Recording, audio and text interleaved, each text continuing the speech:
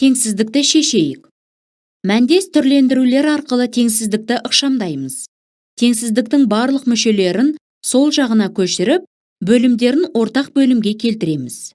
Алымы мен бөлімінде тұрған өрнектерді квадрат теңдеуді шешу арқылы көбейткіштерге жіктеуге болады. Сонда теңсіздік мынадай түрге келеді.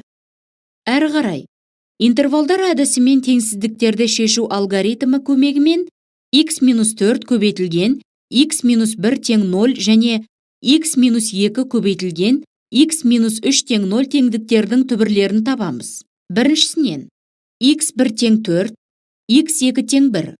Екіншісінен x3 тең 2, x4 тең 3 нәтижелері шықты. Табылған нүктелерді сандық түзуге орналастырайық.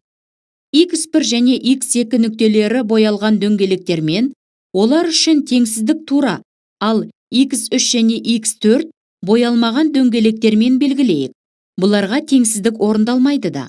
Осы мәндерде теңсіздік белгісінің сол жағында тұрған өрнектің мағынасы жоқ.